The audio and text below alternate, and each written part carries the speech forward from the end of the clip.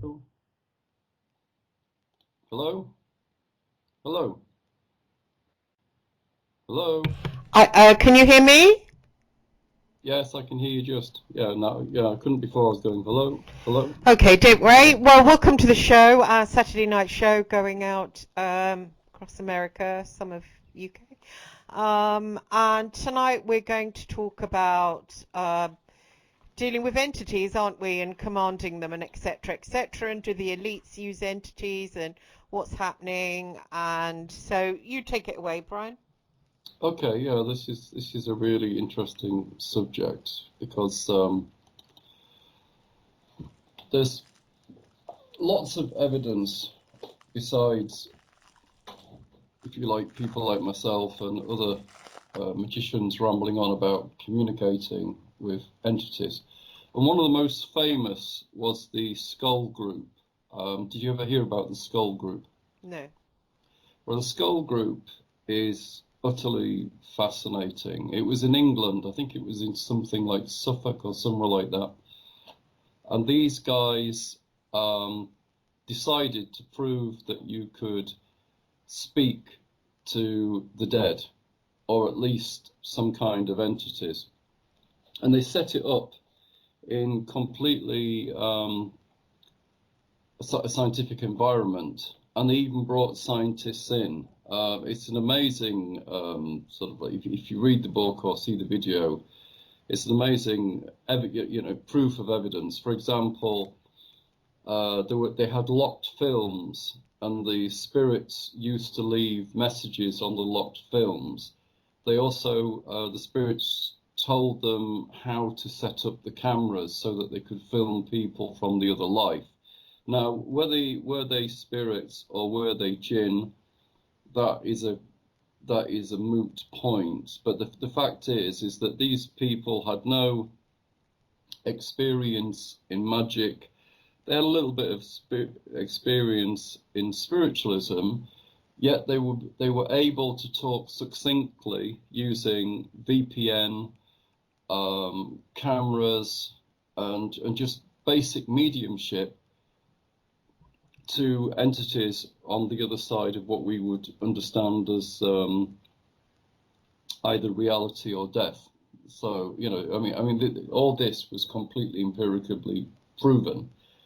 And they didn't do any special rituals. They just sat there and waited for what would come through. And it was all videoed and it was all recorded. And these videos and recorded evidence have been literally put through the ringer, and they are deemed to be pretty much authentic.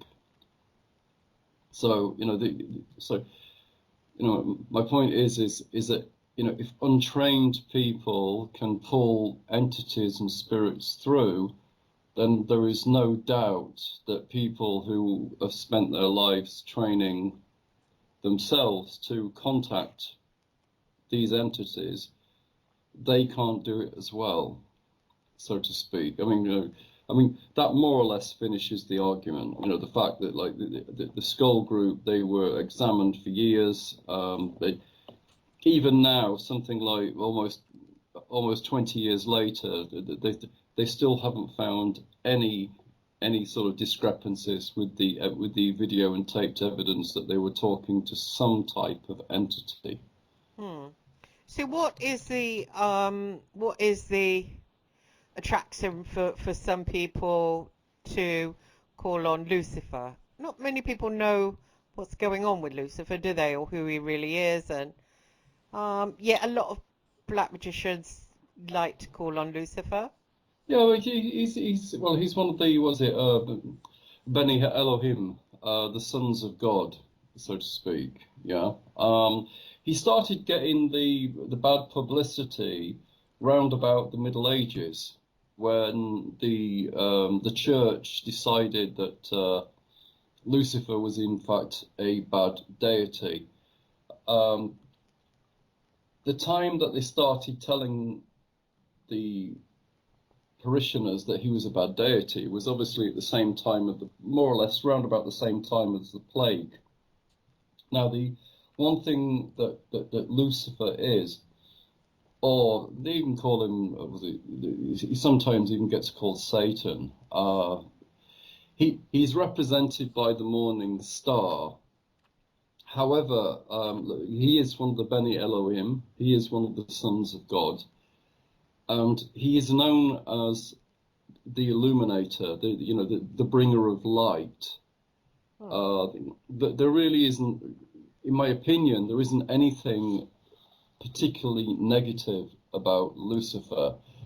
But what is negative about Lucifer, and what most people miss, is that because he is an enlightened being and he gives people enlightenment, it's a little bit like being aware of all your faults when you're working with a deity, such as Lucifer. So, it can be incredibly hard because you have to really look at yourself from an objective viewpoint. But, I mean, to summon Lucifer, there's several ways you can do it.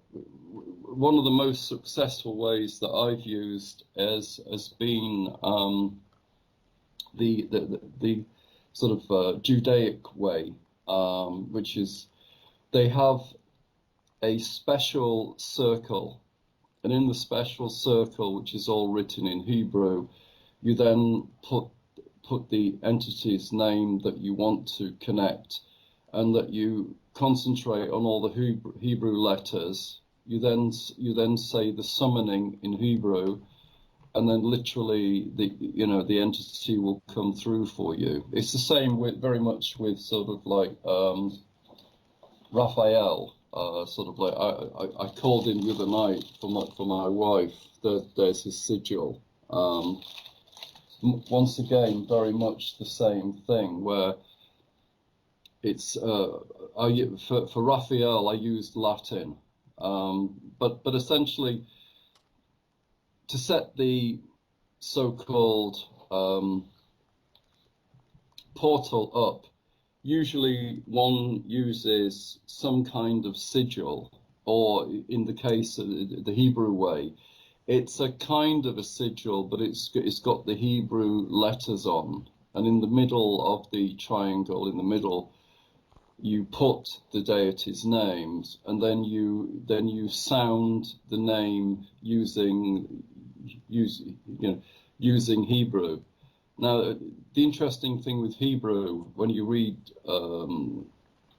comments by Lon Milo Diquette and other people who work within the ancient Hebrew, they say that there's actually no way of understanding if you're pronouncing the word correctly, because ancient Hebrew is very, very different to modern Hebrew. So I mean, that's another thing as well. So all this type of work is continually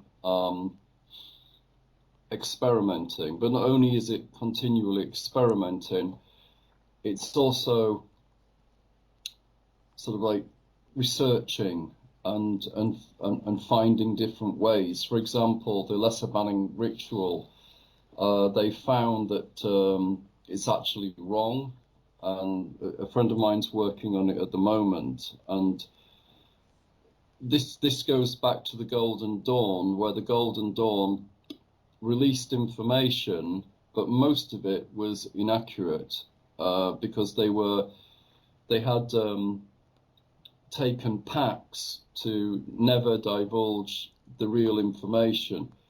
Ironically, Crowley, who was a member of the Golden Dawn, if you want a pretty much genuine tarot deck, which once again is another portal to higher levels of consciousness, it's better to go with the Thoth deck, because essentially what Crowley did was said that I'm not going to sort of mess around with it.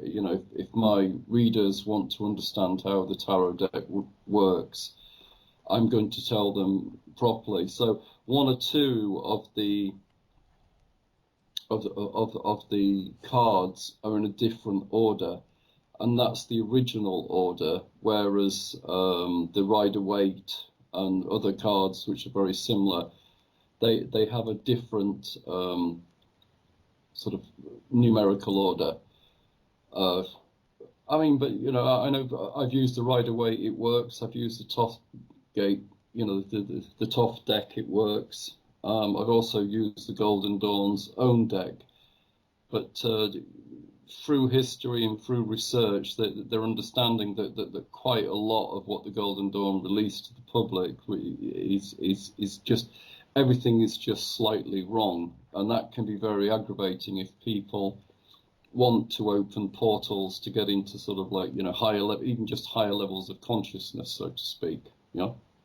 So what does somebody do after they've conjured Lucifer and he's like, they can feel his presence in their room? What do they go on to sort of say to? Well, I mean, just say for example, let's sort of like I'll talk about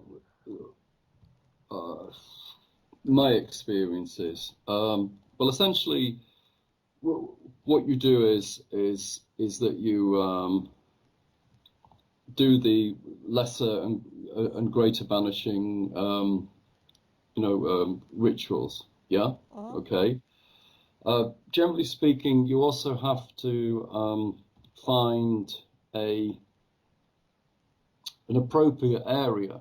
Yeah. Uh-huh. Now I live in the Ukraine, so I'm very, very lucky to find sort of like areas which are not polluted, and that's really, really important, because you need, if you like, unclear, unpolluted, sort of like clear horizons, so that you can actually look at your entity, so to speak. Yeah. Okay. Also, you need to be in an environment which is really clean, because you are summoning one of the Beni Elohim. Yeah. Okay. That was why Shemyaza told me to wash and not eat meat and dairy, right? Obviously. More or less. Yeah. The other thing as well is that you have to sort of get the right herbs and mixtures. It's not just you generally use a fire, and then you put on the correct herbs and you burn the right incense. Yeah. Okay. And then sort of like then you would say the incantation in nomine Magi Dei Nostri Santos in turbe atara Domini inferi. Yeah. Okay. So you would repeat that And what does that mean in English? It means, well, in the name of the Father, really, so to speak. In the name of the Father, sort of like,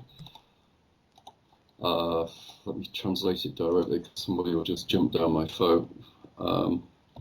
Who's the Father? Isn't Yahweh the Father over Lucifer? I mean, you're looking at sort of like, well, I mean, it's very difficult to understand who the Father is, because it goes back literally thousands and thousands of years. Yeah. Uh-huh.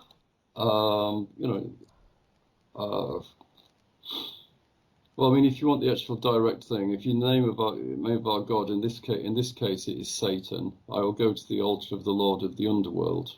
All right. Uh-huh. Okay. But generally speaking, if we are, sort of like calling the Beni Elohim, I will use the Latin incantation, and I will also I will use Yahweh as well. Yeah. I mean, it depends what side of Lucifer you want, so to speak. Yeah. Well, Okay. if you call Yahweh, what side of Lucifer do you want? Well, that's really difficult, because it's sort of it's very hard understanding what type of God Yahweh is. Yeah. Uh-huh. Because I mean, essentially, he is a god of destruction. Yeah, but then again, so is Shiva. But because we're looking at sort of gods of destruction, I mean, you've only got to read the Bible to get some kind of MO on what Yahweh is. and he's not particularly nice, so to speak. I think he's Yeah. a he's described as a dragon. Well, yeah, I mean, he came from sort of like early Mesopotamia, didn't he? Yeah. So I mean, I've read reports. I mean, I think he is called the dragon, but I've read reports that essentially he's just he's a volcano god, so to speak, that became very popular under the time of Nebuchadnezzar, and then he was taken back into the Judaic system. Yeah, but essentially, to all intents and purposes, he is Sumerian, Mesopotamian, that type of god. Yeah. And so must Lucifer be. Well, I mean, Lucifer is one of the Beni Halim. So, I mean, essentially, you're talking. I mean, there's so very little evidence about the sons of the god. I mean, it's the only most of the books were dropped from the Talmud, and they were dropped from the Bible. It was only the Kebranash of the Ethiopians that kept the the sons of God within their Bible structure, and that's when you're sort of getting into sort of like the Enochian side of things, and the Watchers, yeah. But essentially, the sons of the gods, they were sent to Earth. Some were quite they disobeyed God, and they slept with the women who they found were really attractive. One of the worst for doing that was, of course, Shem Yaza, which is quite interesting. But what part of it is allegorical, and what part of it is mythological, and what part of it is ritualized? You have to do a lot of research and try and work out which one you really want. It's not that simple, and it's very difficult to get really good evidence, because once again, it's a lot of it is very sort of hidden and very precious. People who've raised Lucifer that I know, mainly women, always describe him as like incredibly beautiful, yeah. Whereas men tend to describe him as more of like a power of light, So straight away there's you've got discrepancy there. It's not simple, it's there is no easy answer. It's all experiment, and it's all working, and it's all like recording and writing things in your grimoire, so that you essentially get the best results. Also, if you're going to be calling someone like Lucifer, then really you want a minimum of sort of 4 people as well, realistically, and they have to be experienced, and they have to sort of be very disciplined. But generally speaking, when you call through an entity like Lucifer, time stops. Okay, it literally time stops, and you find yourself in a bubble, and you don't hear anything, you don't feel anything, apart from maybe a very, very strong peace. But outside of that bubble, there is nothing, when the entity comes through. And usually after the entities come through, the energy surge is absolutely massive. It's like, I always know when I've done a proper invocation, because everybody who is in the circle is usually full of energy, like really massive positive energy. And the other thing as well is that they usually get very deep revelations when they sleep that night. The spirit is still very much with them, and they really get eye-opening, sort of insights. But it all starts with me. It starts with the fire.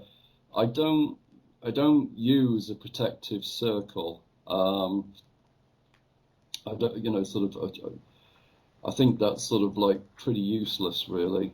I think the circle's great if you want to keep your attention, but I don't think that the circle protects in any way, shape, or form. The So we start with the fire. We do the lesser banishing ritual. Also, I will find maybe an ancient prayer which actually addresses the entity that you want to call. It's quite interesting because quite a lot of the summoning of the ancient deities are actually psalms. Oh, right. Yeah, so that's quite interesting. And usually I will say the psalm in Latin as opposed to saying it in English. But I mean, usually what I will do is I will do it in Latin, and I will also do it in English as well, depending on who it is, who's with me. But usually when I call a deity, such as Lucifer or Malphas or one of the bigger deities, I will usually, my wife is a natural witch. We have a friend who is a witch. I have a friend who's fairly high ranking in the OTO that I summon with as well. So there's like 4 of us, and we've all been lifelong occultists. It's not. I'm not saying that you can't just go and do the summoning yourself, but realistically, for safety reasons, I think it's better to do a summoning when there's quite a lot of you, to put it bluntly. The other thing as well is to keep the same kind of mental state, which is very, very difficult because obviously when you call the entity through to your portal, if you like, the first thing that happens is literally everything just goes deathly quiet. And if you're not used to that, it can be that can be really off-putting. Quite often you get a complete change in pressure as well.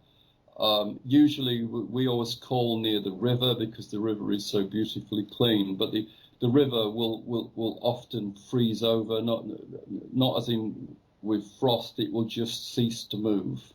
Okay, it will just stop.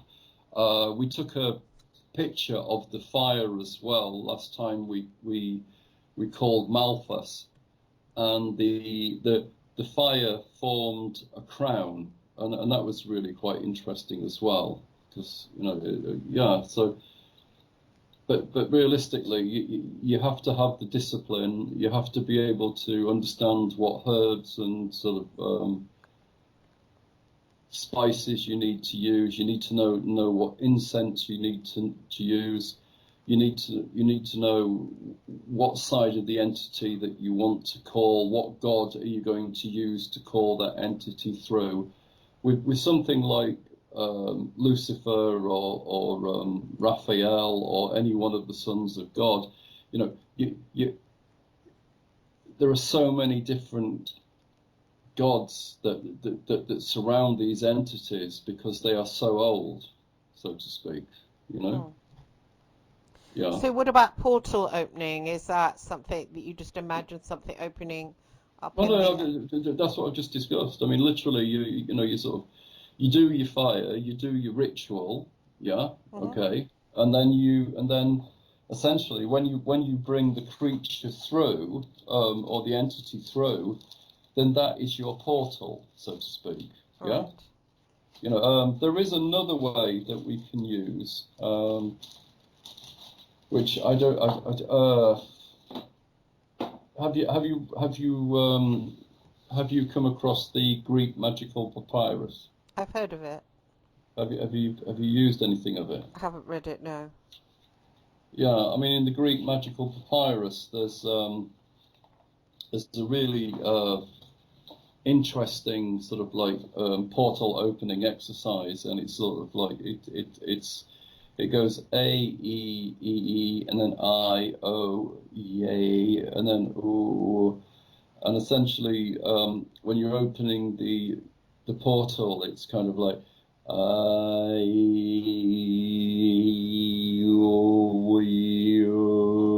and then there's like all of you are doing this noise, and literally you can literally start, the fabric changes. I mean, another way that people do portal work is especially if they're working with jinn, they'll use 3 candles, white, red, and black, and then they'll use a black mirror.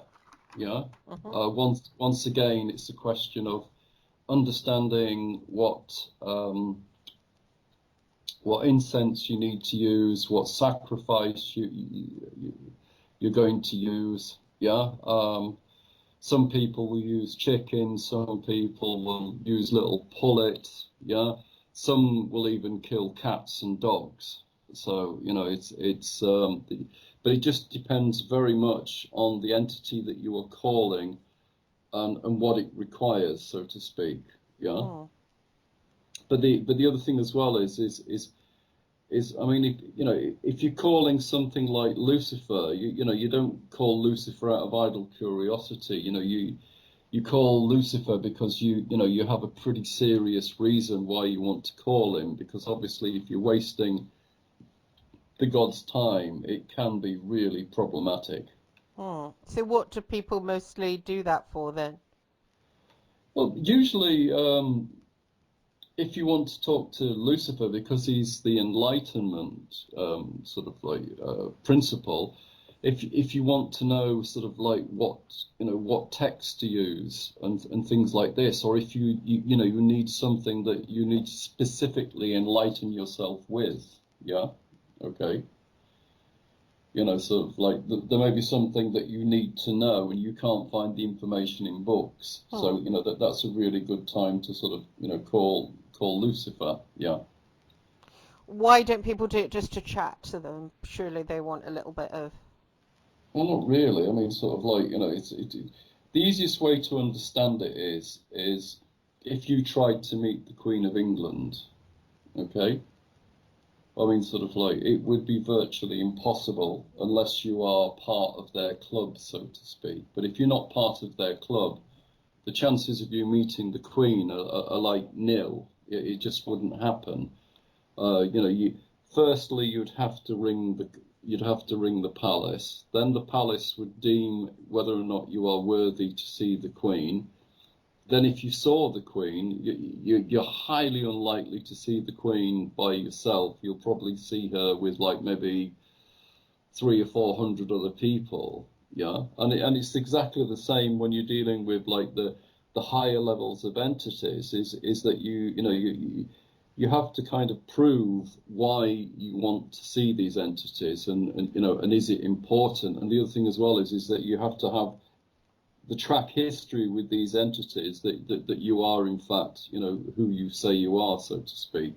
And this happens quite a lot is that you will get the unskilled and they will call through an entity, and it won't be the entity they've called 9 times out of 10, because essentially one, they don't know how to check what the entity is. That's really important. Crowley discusses this in his books quite a lot. Which book? Oh, I forget. I've read it. I forget. But essentially, what you do is you check the entity is what is who it says it is. Yeah, and the way you do that is that you research the entity inside and out. And once you do that, then you can ask the appropriate questions and find out, are you actually talking to the entity that you've raised, so to speak. This is the other problem about opening a portal, is that because you open a portal, you're not necessarily going to get the entity that you wish for, because it goes down to preparation. It goes down to also the time that you do the ritual as well, because within the like you have the seasonal variations, but then you have like the time variations, and then you have the planetary variations. So all these have to be correct. If you don't get these correct, then essentially the chances are you won't get the correct entity coming through. Hmm. You know, it's not just a question of like, oh, you draw a sigil and you go, oh yeah, this should pull the guy that I want through. It doesn't really work like that. You know, essentially, you know, in my book, I tell you how to do it. I you know, give all the times, and I give all the names. It's not that easy. I mean, the other thing as well is that if you're working with entities as well, you have to. Sorry, mine's gone blank. When you're working with entities, not only do you have to get the time, the incense, the place right, etc., etc., etc., etc., and also the sigil, yeah. Uh-huh. Like a lot of people really mess up with the sigils because they don't make them properly. You know, they print them out on the computer, where realistically, if you're going to write a sigil, then essentially you should write it yourself, and you should have the intention that's in the sigil when you do the sigil. Yeah. You know, that's like incredibly important. The other thing as well is that, you know, the sigils should be burnt at the end. Right. Okay. You know, sort of like which is sort of like really it's the Book of Lies that he discusses how to find out what entity you want. Yeah. Okay. Oh, I see. And what did Yeah. you mean you've got to have the intention? How do you find out the intention in the sigil?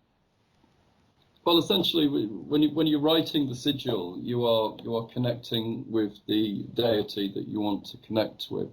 So, just say, for example, if you want somebody healing, when you're copying out the sigil's patterns, you've got in your mind how you want this person healing.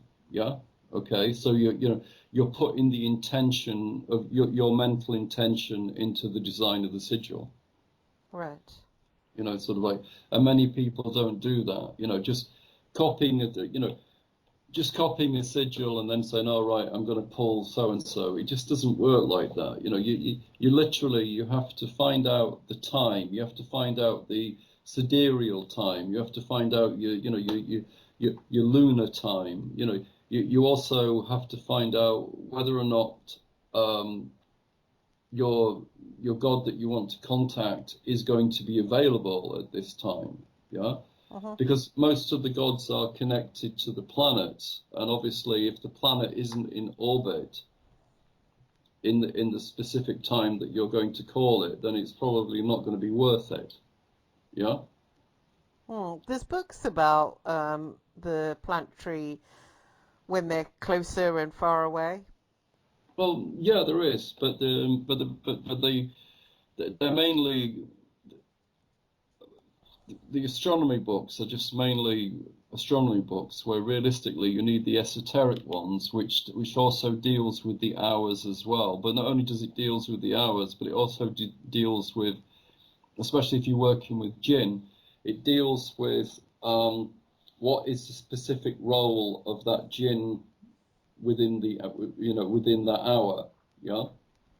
So it's a lot more complicated than what people understand. Yeah. Hmm. And this is generally speaking because they don't go through all the ritual and they don't go through the proper preparation. They hardly ever get the entity which which they need. The other thing as well is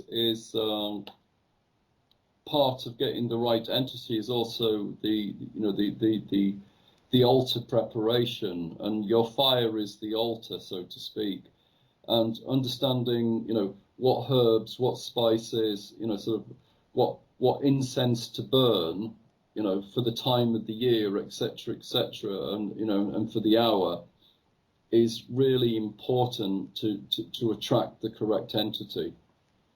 Because if you don't do that, you won't get the right entity, so to speak. But even when you do all this, you can still get a faux entity come through to you. Hmm. And what do people mostly? So mostly people just do little requests. They don't bother cultivating a relationship just for the sake of a relationship. Well, I mean, this is like, I mean, essentially, there is a plethora of gods, and each god has its own, if you like, works department. Yeah.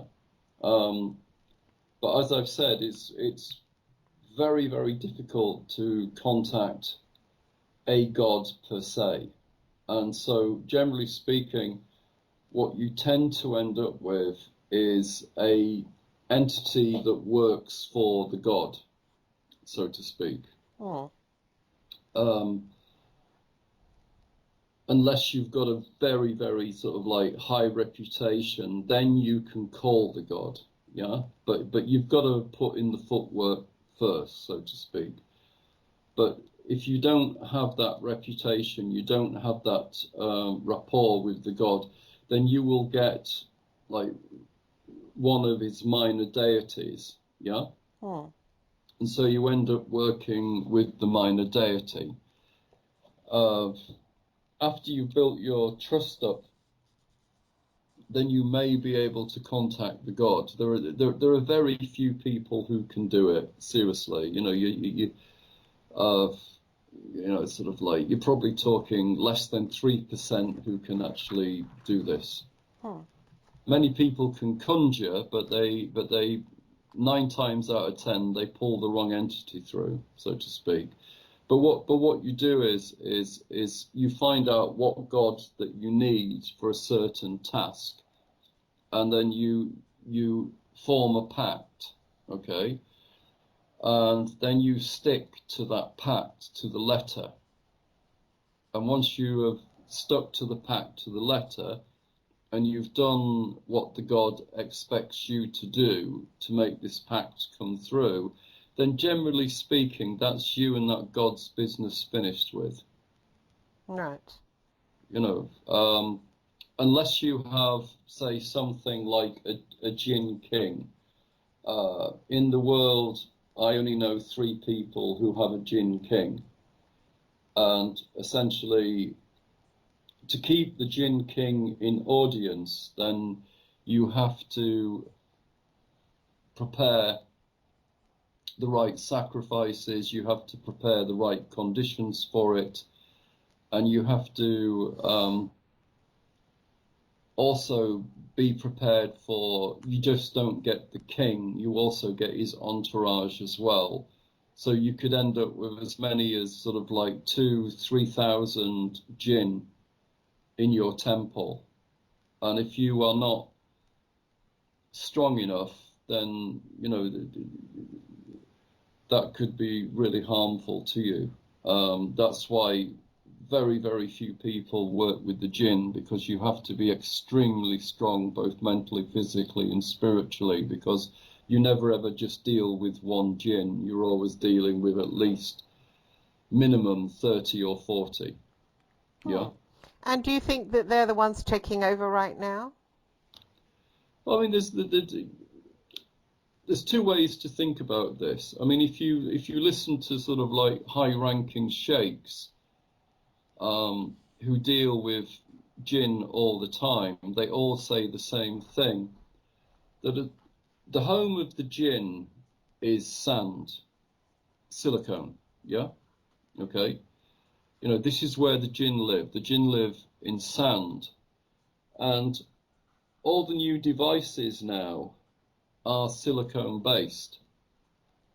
So essentially, it would make sense if you're a jinn to occupy devices that are silicone based, because the idea of the jinn is manifestation, and lots of manifestations are done through people's computers and phones. So the more manifestation that you do through the phone and the computer, the stronger the jinn is. But this is where it gets really quite sinister, because of course the shaitan does not want us to be human.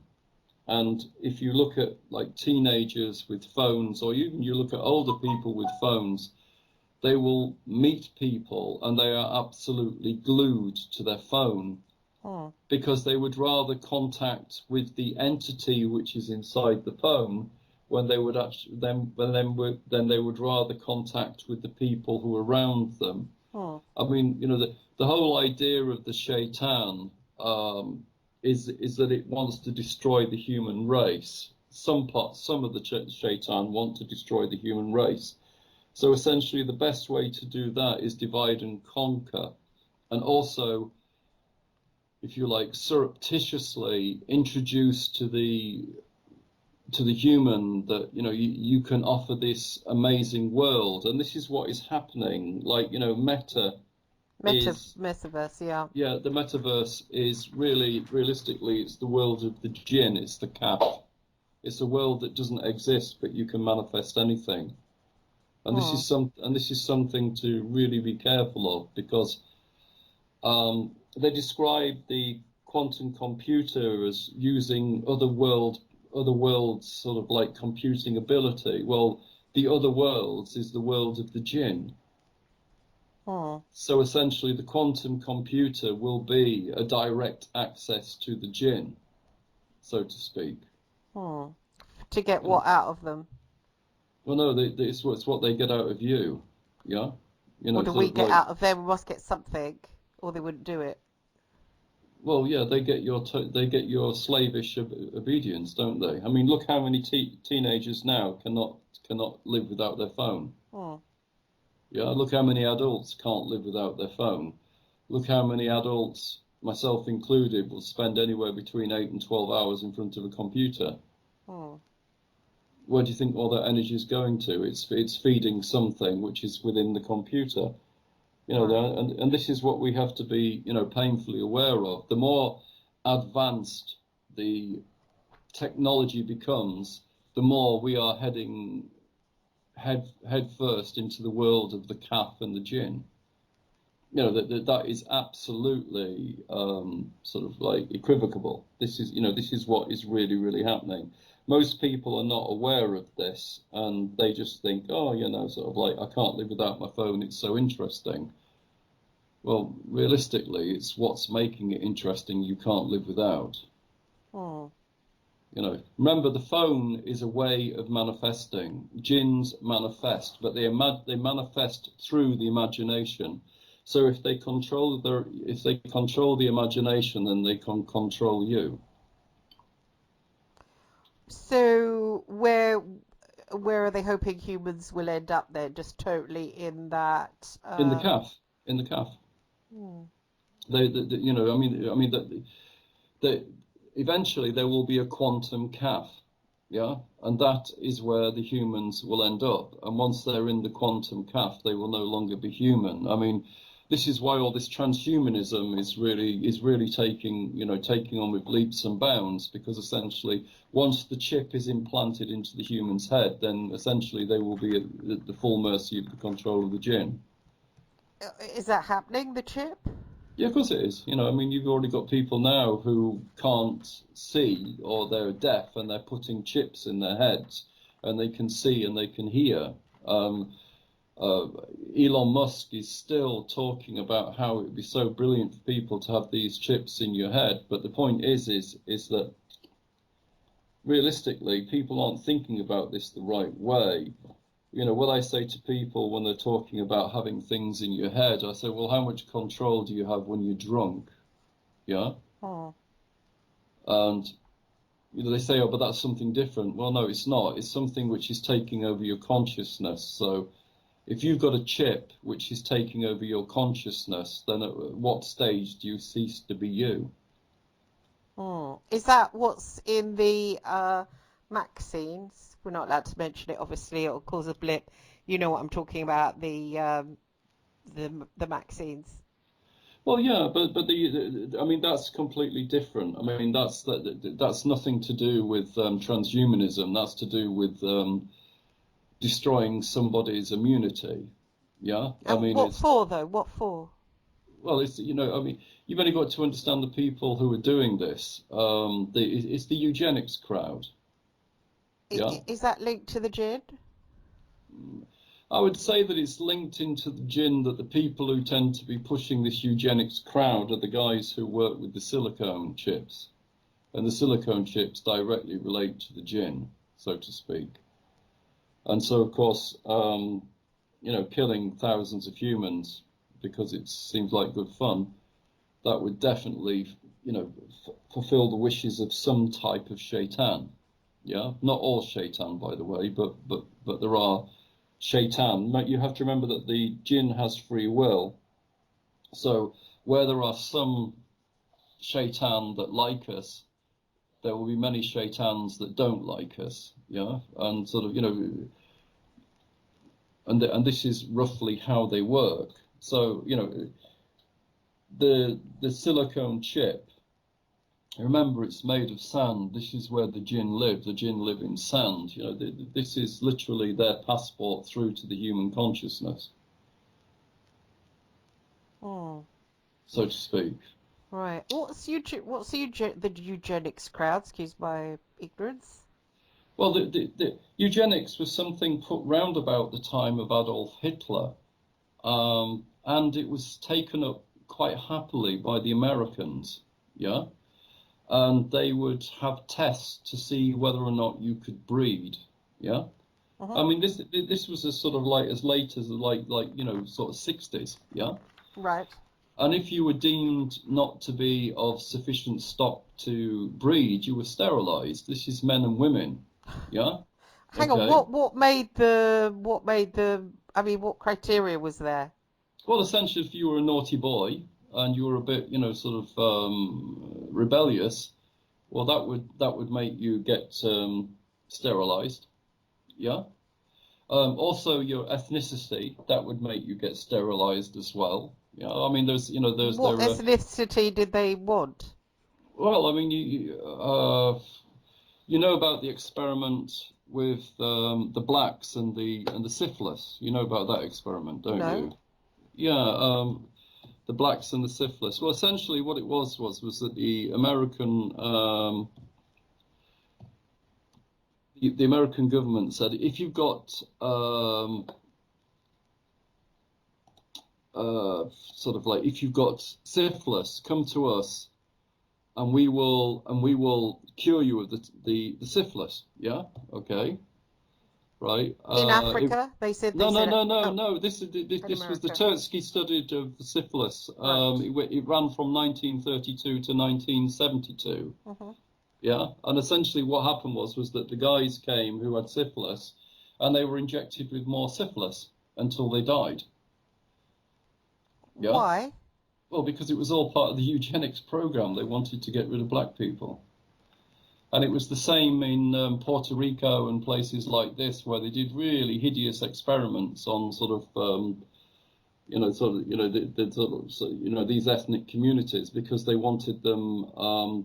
Literally, they just wanted rid of them. You've got to remember that apartheid was still in America to the 1960s. But surely they haven't got a eugenics crowd now. Wasn't that washed away with Hitler? Well, no. The eugenics still went on to the 60s.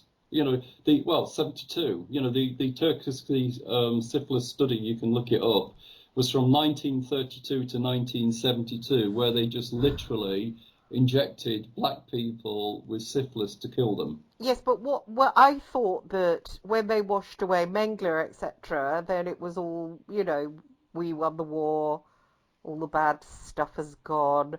Well, I mean, unfortunately, you're desperately wrong because, like I said, this ran from 1932 to So what 1972. happened then at the end of World War Two? What actually really happened?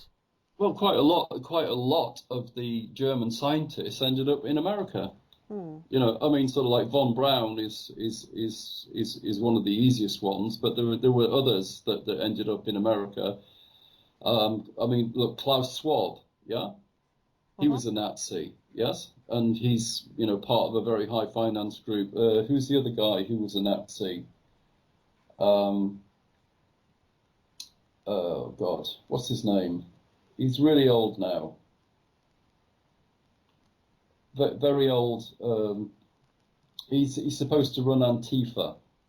I don't know. Oh, yeah, vaguely. That one everybody talks about. Yeah, I know. Soros? Yeah, George Soros. He was another Nazi. Yeah. So, so quite a lot of the high-level Nazis ended up in the American sort of like, I thought, aren't these these Jews, Klaus Schwab and George Soros, aren't they Jewish? well, I mean, this is where it all gets a little bit weird because, well, Hitler was married to Eva Braun, wasn't he? And she was, of course, Jewish as well. So what are you saying? I'm just saying that, there are a lot of loose ends with a lot of theories. That's all I'm saying. What is what is one? What is the theory? I don't. So what is? So eugenics Well, kept going. yeah, eugenics kept going right the way until the sort of like 70s. I mean, But hang on a sec. There's not exactly white supremacy right now because the European countries are swamped with people from darker countries. So I, I, the I, races, I, I think you're kind of like jumping, yeah, because right? because essentially the eugenics thing is still going on, Mm, yeah, mhm. but they call it things like Planned Parenthood, Oh, I see. sort of like and it's it's if you look at the Planned Parenthood sort of catchment areas, it's mainly black and poor. Sort of like, they don't say they're eugenicists anymore, but they say they're Planned Parenthood. Oh, Yeah, like things like gentrification. yeah, yeah, all this kind of thing. Oh, Yeah, I it's see. sort of like I mean, it never goes away. I mean, this whole sort of pandemic thing. Sort of like Boris Johnson's father is a known eugenicist. Is Bill he? Gates' father is a known eugenicist. Oh, Yeah. Was it before he died? Prince Philip was a known eugenicist. What's his name as well? Talks like a eugenicist, but I've never heard him say that he's a eugenicist. The old guy who does the BBC documentaries, who? Attenborough. Oh, really? Yeah, he always talks about how there's too many humans and there's all this kind of thing, which is I'm not saying that he is a eugenicist, but I'm just saying that he uses the language that eugenicists use.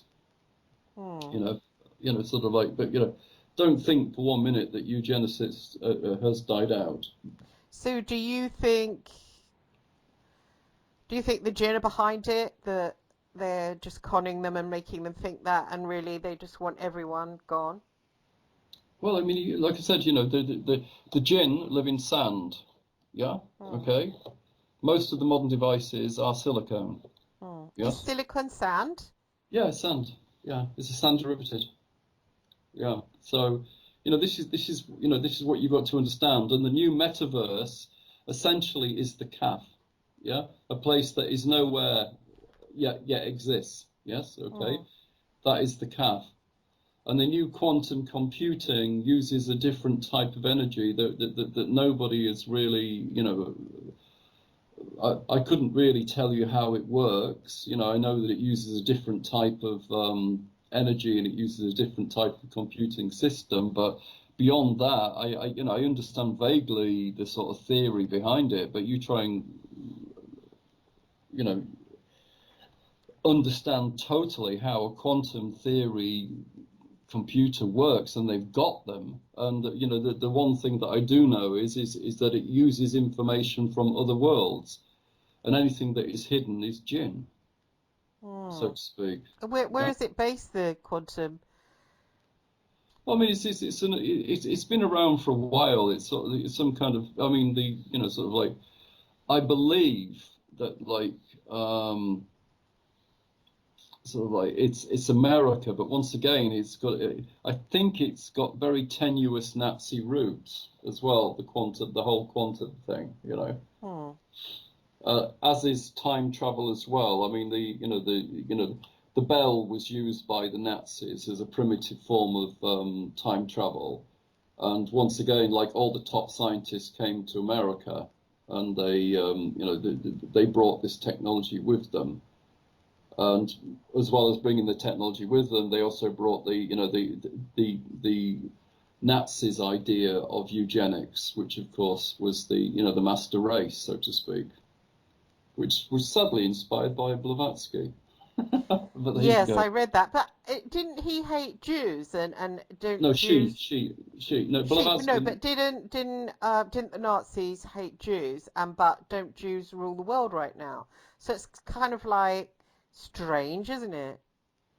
Well, I mean, like I said, I mean, so you've got to be very, very careful about this, because the research, if you ever research anything about the Second World War and about Hitler and the Nazis, none of it really balances. Yeah, Hmm. okay, and sort of like and they've got these amazing labels which they just slap on you. So it's anything you find, I just keep to yourself, really. I mean, sort of like, anybody who finds an alternative theory to what is proposed ends up as being anti-Semitic or whatever. So it's a win-win for those who are in charge, but it's not particularly helpful for people who really want to research. And if you want to research, most of the research into this type of information is now illegal, Is which it? has which has to make you think. Sort of like, you can't really. There's a lot of stuff that you cannot research to do with the Second World War. It's the same with the latest, what do you call it, COVID. They're not releasing the evidence for COVID for another 75 years. You're kidding. No, you have to look it up. I mean, sort of, yeah, look it up. Just they're going to, they're telling you to follow the science, and the science isn't going to be released for 75 years, and they only do that when essentially everything is a little bit more dubious than you'd imagine. So what happened? They set that off deliberately to wipe out some of us. I don't think. I mean, it could be that. I mean, it's more likely to be. I mean, yeah, without wanting to sort of point fingers, but if your dad was a eugenicist, then the chances are you're going to have the same ideas as your dad. And But it's that the COVID isn't wiping out a certain race, though, is it? it's well, I mean, it's wiping out a certain type of person, isn't it? Is it? Of course it is. What type of person is it wiping out? Well, the older people, isn't it? Anybody who's above 55, really. Right. I mean that fits the eugenics. It's sort of like MO. I mean, they don't want many people above 50. Yeah, I Mm. mean, essentially, that is one of their sort of criteria, really. They want people. They just want people sort of like fit and healthy. And when you can't work anymore, that's when you go in your assisted suicide pod, which is being pushed. Well, this is being pushed in. This is real. I mean, this is happening now in, like, Sweden and places like this, where suicide pods are being, actively promoted for people who, feel they've had enough of life. I can relate. Yeah, it's a bloody grind, isn't it? Yeah, but that's the whole point, isn't it? Sort of like, it's great to understand that life is a grind, but surely the question you want to be asking yourself: why is life a grind? Exactly, because a certain few people have hogged everything to themselves, and they make the world ugly for everyone else. Yeah, I mean, sort of like if you compare the 70s and much the 80s, I mean, the average price of a house in the 70s was between 10 and 14,000. Yeah. Now it's sort of like quadruple that. It's just Yeah. crazy. It's crazy. I didn't buy a house even because it was going up, and everyone said it's going to crash. You should hold on. And then the more I held on, the more it rose up, and I ended up just not buying, and really screwed me over. Whereas if it had just been like staying in one place, I would have just bought and thought nothing of it. But it became a kind of a weird thing where it was just rising every minute. Yeah. I mean, like when I was in my 20s, you could buy a house in Hull for 10,000. Yeah. By the time I was in my sort of like 30s, the same house was like, 45, 50, you know. Now you're looking minimum sort of like, for like poor area, you're looking sort of like 60,000, maybe more. Yeah. Hmm. But it was only, what was it, like, what, 40 years ago that it was like barely 10,000, Yeah. Hmm. So, you know, before people start killing themselves, they want to be asking themselves, why are they killing themselves, realistically, you know? The world's been made horrid, hateful. Well, yeah, I mean, sort of like, I mean, but, but this is, but once again, sort of, it, you just have to research and keep, and sort of, and because now everything is said and everything you do and everything you look up is available on the internet, it's very difficult to sort of research Hmm. because, if it's sort of like it's really interesting the words that get bandied around, sort of like, like you've got sort of Maxine denier, to say the least, or or you're a fascist, or you're anti-Semitic, or whatever you are. There's all these like amazing labels that actually, stop people researching, which Hmm. is sort of once again, it's quite bizarre. But yeah, we're a long way off summoning entities, I'm afraid. Yes. Well, no, that's okay. Like talking about I like talking about the metaverse.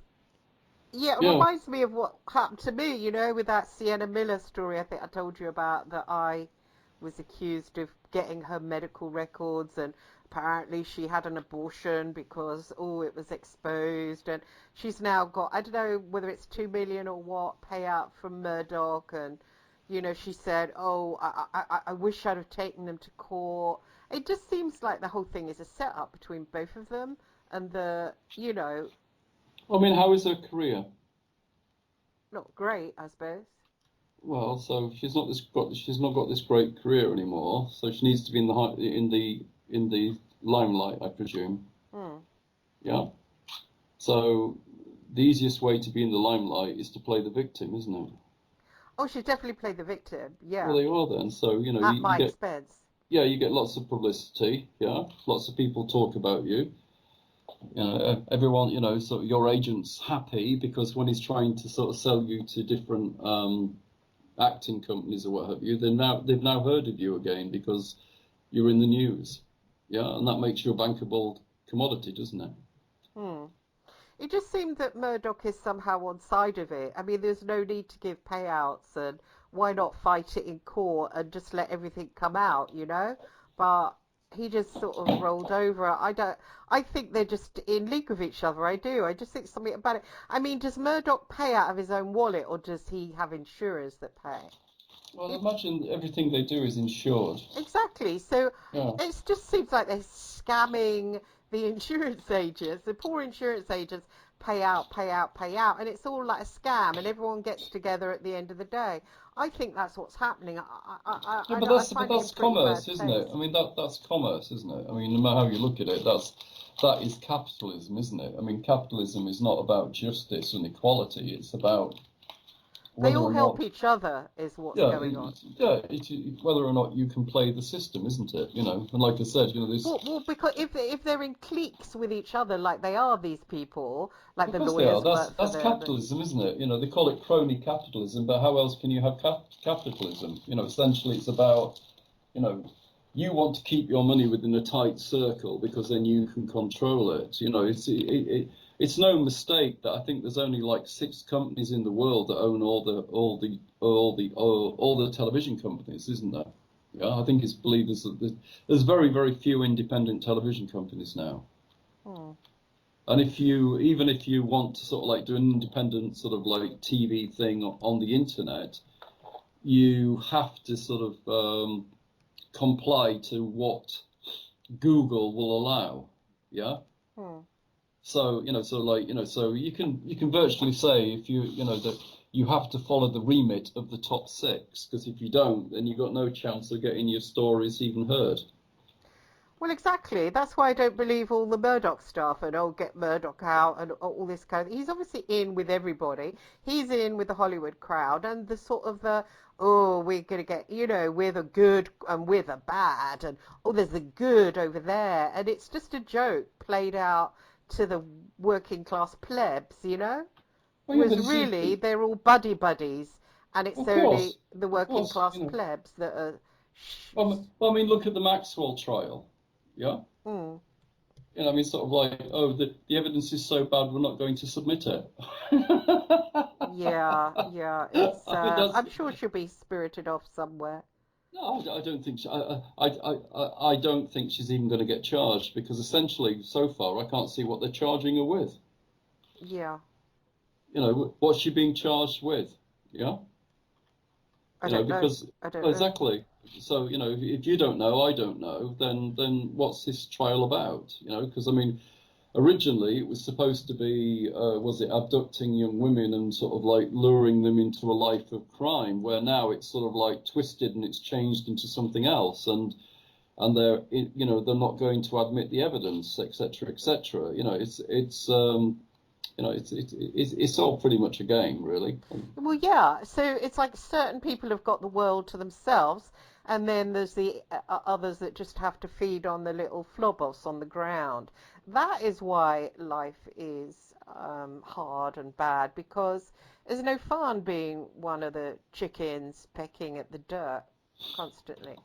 Well, I mean, but that's unfortunately that's capitalism, isn't it? I mean, you sort of like, you've only got to go so you haven't got to go back too far to understand the perils of capitalism. I mean, if you go back to like the Victorian times, it was a few elite, and then there was like the herd, which Nietzsche liked to describe. Essentially, sort of if you were one of the great unwashed, I mean, literally, you were living sort of like 15 to a house in some slum in London. I mean that's literally it in the Victorian times. If you were part of the gentry, so to speak, then you had the opportunity to travel. You had so you could go by train. You even had a basic internet, which is quite interesting, that was delivered through the phone system. Oh. So yeah, there's always been this massive polarization of people, throughout history. Maybe not so much in the sort of like 60s and 70s, but then like the 80s, you got like you yuppies who were like earning lots of money, and your old average person wasn't earning lots of money. But then sort of like since the 80s, really, since the era of Blair in England, well, really, sort of everything. I mean, I think Blair was the start of the real rot, so to speak. Yeah, me too, for sure. And that's it. But like, this is where we are. We're in a position where uh, people are not, are either myopic to what is going on, or they've been born into the system and they can't see anything wrong with it. Mm. But sort of like, it's one of those things. What do you replace it with? Because I don't hold out for socialism and stuff like this because they don't seem to be able to provide any answers either. Yeah, for sure. Yeah.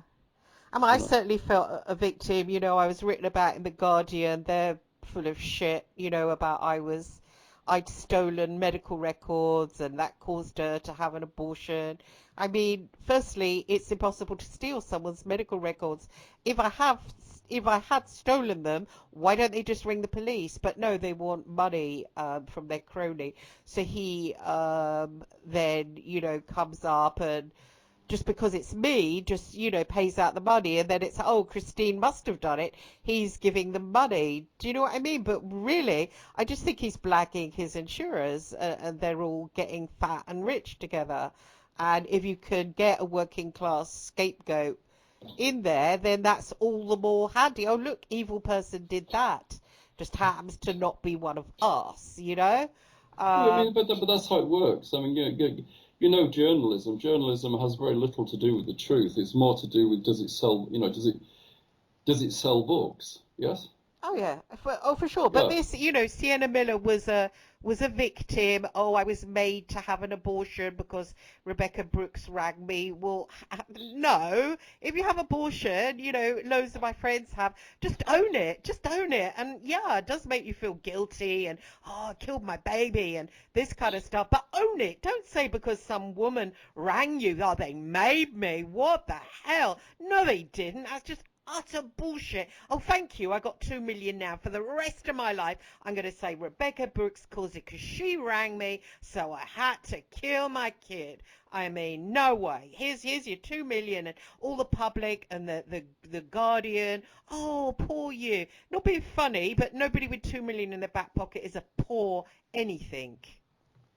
Yeah, but that's the business, isn't it? You know, It is the the business, and I hate the Guardian because they're like, oh, we speak for the people, we're left wing, we're so sweet, and there's the bad guys over there, the Times, and they're really evil, and there's us, we're really good, and oh, but the most evil, suspicious newspaper going is the Guardian. It's just filthy. It's just, yeah, but they're all the same, yeah, they're all the same. Christine. They are all Sorry, the they're all. same. You know, I don't think you can say the Guardian is any No, better but or what worse than annoys the me, news of the world. You people know. think that they're sweet and they're, like when I met Nick Davis from The Guardian, he was like, oh, spoke all lovely and I was educated in Oxford. Would you like a cup of tea there? And it's like, oh, I thought I'm with someone really nice, this like angel. But, he was quite dastardly, he was quite a shit.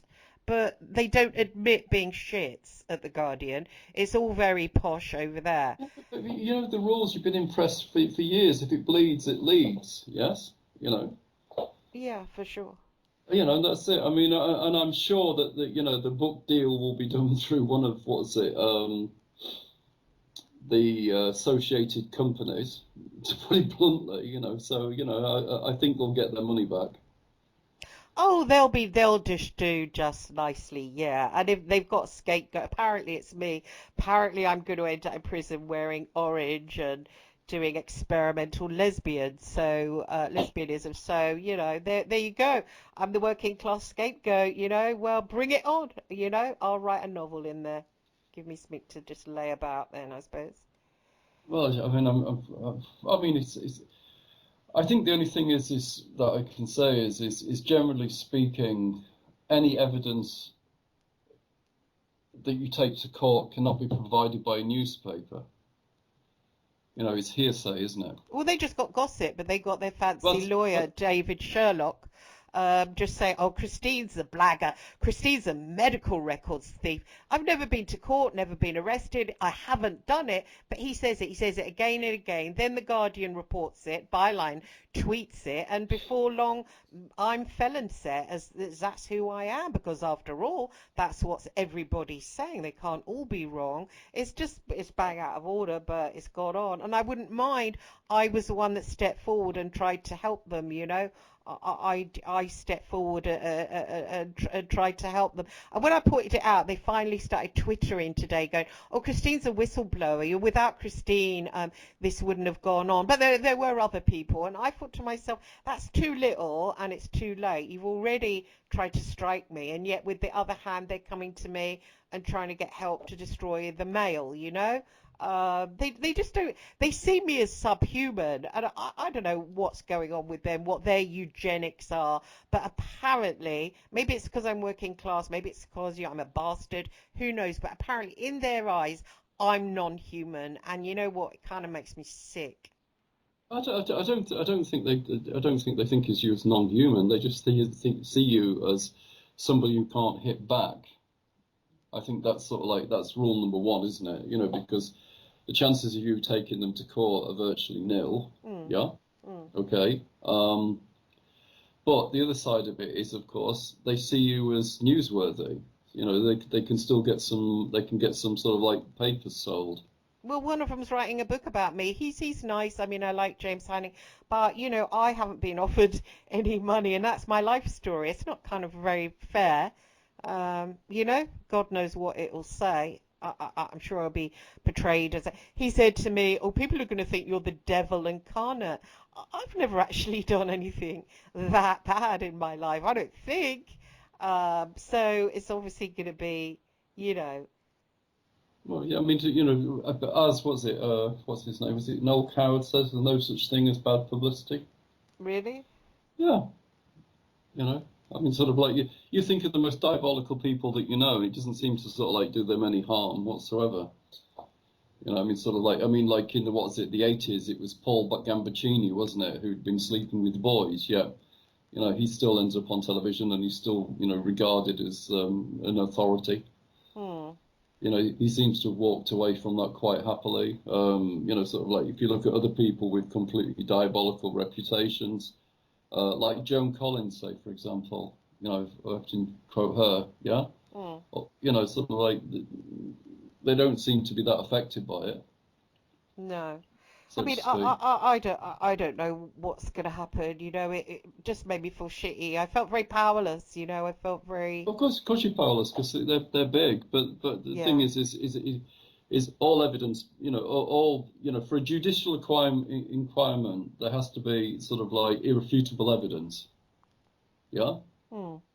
You know, otherwise, you know, because a court case like this, it would have to be sort of like Crown Court, wouldn't it?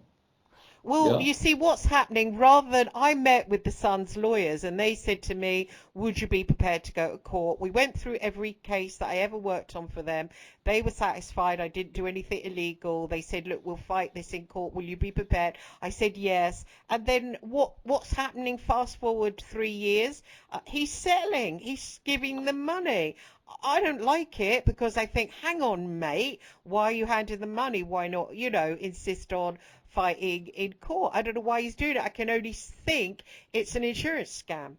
That these people are in it together and the insurance companies have been blagged. Oh, we've got to pay. And the insurance companies are handing out all these millions to their buddies. It must be that, you know, it must be. Or it could be just as simple as that you know, paying 2 million will be less than fighting it in court and you may lose. It could be that simple. Perhaps she's gone and sung that line though. She's like, "Oh, I've taken the money, but I'd love to afford it in court, but it might have cost me millions, and oh, I just No. haven't got that." So she looks a superhero, and then you get all these women on Twitter going, "Oh, you're such a hero," and oh, what? I mean, it's just bullshit. Well, yeah, Would you but I be? mean, but you know, by the end of the day, you know, that is a real possibility. It doesn't, you know, the result is very much what the judge understands and the jury, doesn't it? And it may not go you know, even you know, with the best defense lawyer or prosecuting lawyer, it may not go your way. Yeah, you know. What? So they're both afraid of losing, and they both think, "I know it's cheaper to pay." Well, I don't think it's. I don't. I mean, you know, like you know, you're dealing with people who want to be in the limelight. Yes. Mhm. Okay. Um, all of a sudden, this actress's career, like I said, has been reignited through this. Yes. Mm. Okay. Um, she's laughing. Yeah. She's Murd. laughing for sure. Yeah. I don't think Murdoch's that bothered. He's a press person. He's quite used to controversy. Oh, he Yeah. doesn't give a damn, yeah. Yeah. He doesn't really care. Realistically, if I was you, I would just try and make as much hay out of it as possible. How? In So, what way? well, you could do a tell-all for one of the newspapers. the thing is, they're not interested. They don't want to talk about it, because they don't want to bring it up. So the Guardian, but the Guardian hate me, so Yeah, they don't want to but I talk to mean, me. just play them at their own game. Find a newspaper. It doesn't have to be in England. It could be even a French one. Yeah. Mm, Find somebody who's got an axe to grind and sell your story. Surely, right. sell your side of it. Yeah. I'd like to do that. I mean, I wrote it. It's all in a bloody book, as you know. Need an editor. But if I found a publisher, like a French publisher or a German publisher, then they would help me. Well, there you go. I mean, so it's in that industry. There's always someone who hates somebody, isn't There there? That's is. how it I works. don't know, but Yeah. what would be my angle? What would be my angle? Working class person The trying truth, to what? the truth, the truth. Yeah. Working class Yeah. person trying to get on in a middle class I think you're world. jumping down. I think no. I just think you just want to just say the truth. Say the truth. Yeah. About what though? It need to have a subject, wouldn't it? Well, you said, but the truth is that you didn't do it. Blah blah blah. Yeah. It was never taken to court. Yes. Okay. But because it was never taken to court, you're guilty by association. Hmm. Yeah. And the truth is, you never did anything. But it needs to, it's not that sort of hugely famous. I would need to have an angle for my story, like I don't know, maybe How about the working. corruption of Fleet Street then? The Oh, I corruption of see. Fleet. Yeah. You could go that you could use that angle, couldn't you? Yes. Mm. I mean, you've just got to find the angle that you can make some money out of it as well. I mean, I'm sure there's like hundreds of gossip magazines that would like your side of the story. Really? But yeah, these sort of like, was it Weekend and stuff like that, and there's like pulp magazines, where I nearly died, I slept with my son, all that sort of stuff. They're always Oh, looking. nice.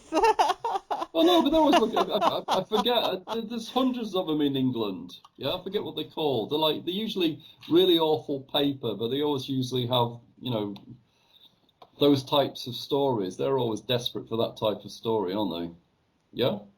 But I don't get what mine would be to them. I mean, what would the ultimate story be? I mean, Poor girl got took to pieces by the big press media. This is my side of it. yeah. So that's a good idea. Yeah, you'd have to get that title down a bit, but yeah, you're right. Yeah, eaten by the press. There you go. I like it. I like it. I like it. Yeah, well, that's it. I mean, I think realistically, sort of like you've got all this extra publicity and you're not making use of it. Sorry.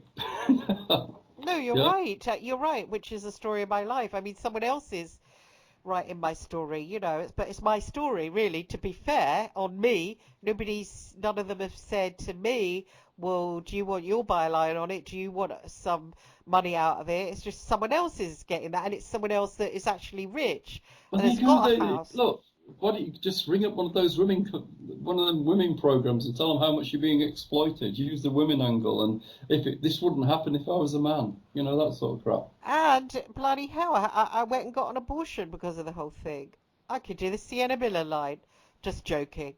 And just angry about that, really. Yeah, but you shouldn't be angry. You should see it as an opportunity, shouldn't you? Right. Okay, I'll try. Thank you. Well, no, it's Um, true, isn't it? I mean, sort of like, yeah, if someone gives you lemons, make lemonade. okay. I'll try. I'll try. I'm sure you can. So you have a good day. Sorry, the subject went completely off No, it was kilter. interesting. I've just been reading about that metaverse, and so that was cool to hear. It was linked with the bloody gin. I mean, I never would have thought of that. So that's like, wow, that's awesome. Well, I mean, yeah, it's sort of like, unfortunately, most people in the West don't believe in the jinn. So Oh yeah. So we get all the Muslims we watch it go, yay. yeah, I think they'll agree with us, but I don't think people from the West. They'll just think we're like we should maybe get a life or something, which is fair enough. Maybe we should. Yeah. So I'm going to go and get a life then. All right. Okay, well, fantastic. That was great information and brilliant. Thank you very much for guesting, and we all enjoyed him. And thank you for listening. And I'll put this up on YouTube for anybody else. And see you next week. Thank you very much, Brian, and good night. See you next week.